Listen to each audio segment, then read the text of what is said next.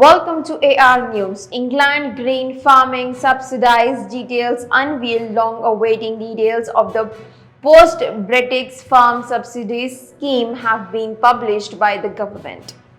Landowners in England will be rewarded for environmental work as well as for producing food. The Environmental Land Managed Schemes (ELMS) will pay farmers public money for action like managing crop pests without chemicals and working towards net zero. The measures have been broadly welcomed by farming and environmental groups. According to the government, the money will enable farmers to produce food sustainably while protecting nature and enhancing the environment. Environment Secretary Teresi Coffey said farmers were at the heart of the economy, producing food but also being the custodian of the land it comes from.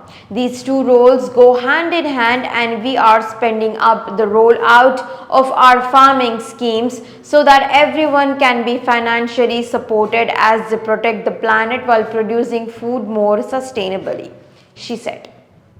ELMs are designed to replace the European Union Common Agricultural Policy now that the UK is no longer part of the EU. They represent the biggest shake-up of the farmer policy in England for about 40 years. Agricultural policy in the UK is a devolved responsibility, and each nation is implementing its own subsidy scheme.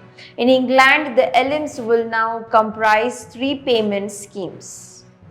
The Sustainable Farming Incentive focuses on soil health and reducing the use of inputs such as fertilizers and insecticides. The Landscape Recover Scheme will pay landowners for ambitious large-scale rewilding projects. The Countryside Stewardship Plus scheme will reward farmers for action to support climate change adaptation and help nature. The sustainable farming incentives is being expanded to include payments for looking after hedgerows, grasslands and soil. The Countryside Stewardship Plus will reward farmers for taking coordinated action, working with neighboring farmer and landowner to support climate and nature aims. This includes natural floods management, peatland restoration and enhancing woodland.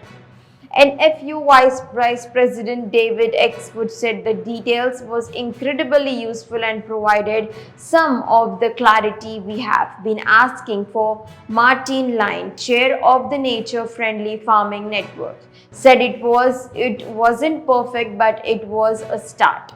However, individual action on their own won't achieve our climate and nature target. There remains the need for join up between actions to avoid a piecemeal approach. Thank you.